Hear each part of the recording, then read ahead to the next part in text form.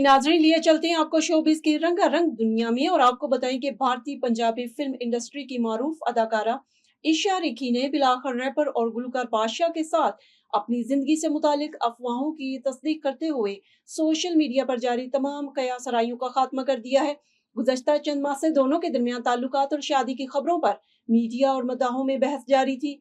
तहम अब अदाकारा ने एक रोमानवी तस्वीर शेयर करते हुए हकीकत वाज़ह कर दी है। पाकिस्तानी शोबिस इंडस्ट्री की बासलाहियत और वर्सटाइल अदाकारा सनम सईद ने सोशल मीडिया पर अपने शक्ल सूरत और हुलिये पर होने वाली तनकीद का बिलाखर जवाब दे दिया।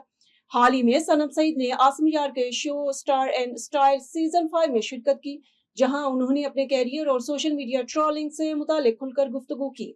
शो के दौरान मेजबान ने सवाल किया कि क्या उन्हें कभी सोशल मीडिया पर मनफी तबसरों या ट्रोलिंग का सामना करना पड़ा है।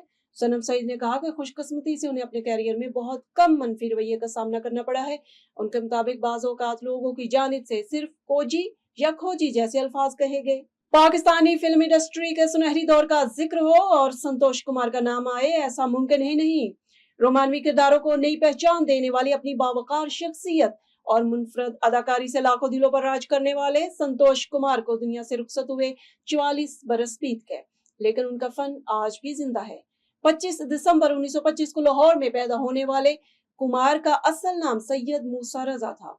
उन्होंने फिल्मी सफर का आगाज पंजाबी फिल्म बेली से किया, तहम फिल्म वादा ने उन्हें शोहरत की बुलंदियों तक पहुंचा दिया।